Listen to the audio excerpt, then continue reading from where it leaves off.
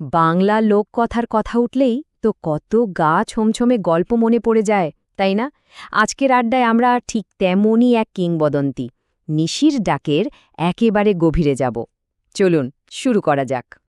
গল্পটার শুরুটা কিন্তু একদম ক্লাসিক, মানে ঠিক যেমনটা ভূতের গল্পে হয় আর কি। ভাবুন একবার, এক অন্ধকার ঝোড়ো রাত, গ্রামের একটা চায়ের দোকান। কালবৈশাখীটা সবে থেমেছে, চারিদিকে ঘুটঘুটে অন্ধকার, লোডশেডিং, তার সাথে ঝিরঝির করে বৃষ্টি। মানে আবহাওয়াটাই যেন ফিসফিস করে বলছে কিছু একটা হতে চলেছে। তো এই যে নিশির ডাক আমরা বলছি, এই জিনিসটা আসলে কি? মানে এর পেছনের আতঙ্কটা কোথায়? নিশি হল সোজা কথায় বাংলা লোককথার এক অতৃপ্ত আত্মা। এর কাজই হল রাতের অন্ধকারে পরিচিত কারো গলায় নাম ধরে ডাকা। আর সবচেয়ে ভয়ের ব্যাপার, লোককথা বলে যদি কেউ ৩ বার ওই ডাকে সাড়া দেয়, ব্যাস, তার খেলা শেষ। আমাদের গল্পটা খুব বেশি দিন আগের নয়, ২০১৮ সালের। জায়গাটা হলো পলাশডাঙ্গা বলে একটা গ্রাম। আর গল্পের কেন্দ্রে কে আছে? এমন একজন যে এসব গ্রাম্য কিংবদন্তি টন্তিতে একদমই বিশ্বাস করে না। এই হলো অতীন, বয়স ২৭-২৮, কলকাতা থেকে সোজা গ্রামে প্রাইমারি স্কুলে মাস্টারি করতে এসছে। মানে বুঝতেই পারছেন, একেবারে টিপিক্যাল শহরের ছেলে। আর লোককথার গল্পে যা হয় আর কি, এই যুক্তিবাদী মানুষটাই এবার এমন এক ঘটনার সামনে পড়তে চলেছে যার কোনো ব্যাখ্যা হয় না। তো অতীন যে বাড়িতে উঠেছে সেখানকার কেয়ারটেকার হলেন হরিকাকা। উনি কিন্তু অতীনকে প্রথমেই সাবধান করে দিয়েছিলেন, কিন্তু ওই যে বললাম, শহরের ছেলে, সে কি আর এসবে কান দেয়? ফুঁ দিয়ে উড়িয়ে দিল ব্যাপারটা। আর ঠিক সেই রাতেই হরিকাকার সেই অবজ্ঞা করা কথাটা যে কি ভয়ঙ্কর সত্যি ছিল, সেটা অতীন টের পেল। ভাবুন তো, মাঝরাত, প্রায় ১:৩০ বাজে, হঠাৎ অতীনের ঘুমটা ভেঙে গেল। একটা অদ্ভুত শব্দ, মনে হচ্ছে যেন কেউ পুরনো কাঠের জানালায় একনা গাড়ির টোক্কা মেরে যাচ্ছে। আর ঠিক তারপরেই সে শুনল একটা মেয়ের গলা, খুব মিষ্টি, কিন্তু কিসের যেন একটা অস্বস্তি আছে। তাকে নাম ধরে ডাকছে, এসো অতীন, এসো। হ্যাঁ, এটাই ছিল সেই নিশির ডাক। ব্যাপারটা শুধু ডাকেই থেমে থাকল না, হঠাৎ করে সারা ঘরটা একটা মিষ্টি কিন্তু কেমন যেন মাথা ঘুরিয়ে দেওয়া গন্ধে ভরে গেল। অতীনের মনে হলো ও সব চিন্তাভাবনা, সব প্রতিরোধ করার ক্ষমতা যেন কেউ কেড়ে নিচ্ছে। আর এরপর যা ঘটল সেটা একদম গল্পের মতো, মানে লোককথা যেভাবে বলে আর কি। অতীন যেন নিজের নিয়ন্ত্রণে আর নেই।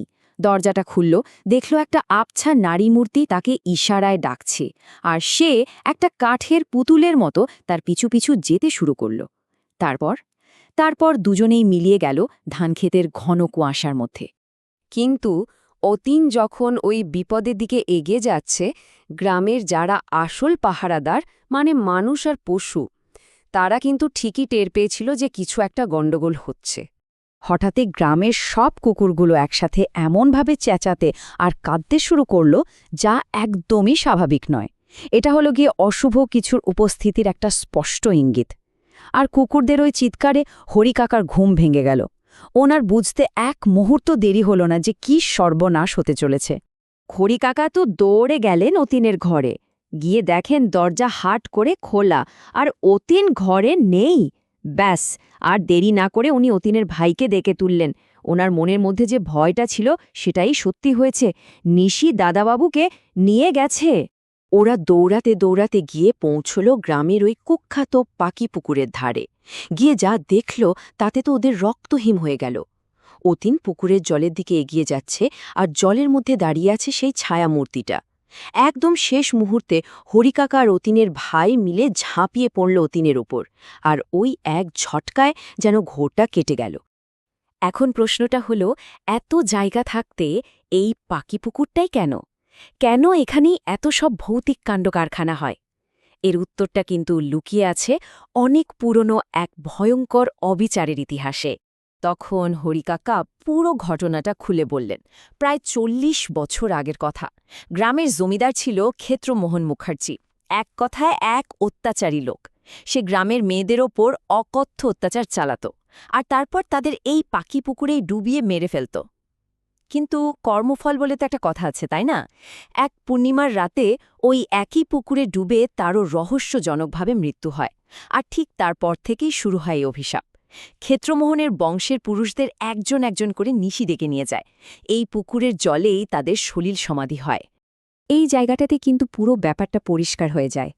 আজকের এই যে নিশির ডাক, এই ভৌতিক ঘটনা, এটা আসলে আর কিছুই না, ওই ৪০ বছর আগের অপরাধের একটা অলৌকিক প্রতিধ্বনি। ভাবুন, সেদিন ওই অসহায় মেয়েগুলোর কান্না শোনার কেউ ছিল না, আর আজ এই নিশির ডাক হলো সেই কান্না যা চাইলেও কেউ উপেক্ষা করতে পারে না। তো চলুন, এবার আমরা একদম শেষ পর্যায়ে চলে এসেছি। এখানে দেখব কি করে একটা সাধারণ ভূতের গল্প একটা সমাজের জন্য এত গুরুত্বপূর্ণ একটা আখ্যান হয়ে ওঠে। কারণ গল্পটা এখানে এসে আর নিছক একটা ভয়ের গল্প থাকে না। এখানকার নিশি শুধু একটা ভূত নয়, সে হয়ে ওঠে সেই সব অসহায় নিষ্পাপ মা বোনদের জমে থাকা রাগের, তাদের প্রতিশোধের প্রতীক, যাদের বিচার এই সমাজ কোনো দিন করেনি। আর ঠিক এই কারণে ৪০টা বছর ধরে এই লোককথাটা ওই গ্রামের মানুষের স্মৃতিতে বেঁচে আছে। এটা নিশ্চিত করেছে যে ক্ষমতাশালী জমিদারদের সেই ভয়ঙ্কর অপরাধ যেন সময়ের ধুলোয় হারিয়ে না যায়। সবশেষে গল্পটা আমাদের একটা খুব জরুরি প্রশ্নের সামনে দাঁড় করিয়ে দেয়। যখন দেশের আইন, সমাজ সাধারণ মানুষকে বিচার দিতে পারে না, তখন কি এই রকম ভয়ঙ্কর লোককথাগুলোই সেই স্মৃতি হয়ে ওঠে, যা একটা গোটা সমাজ কিছুতেই ভুলতে দেয় না? আসলে এই গল্পগুলো শুধু ভয় দেখানোর জন্য নয়, এগুলো হলো এক একটা অঞ্চলের নৈতিক ইতিহাসের জীবন্ত দলিল।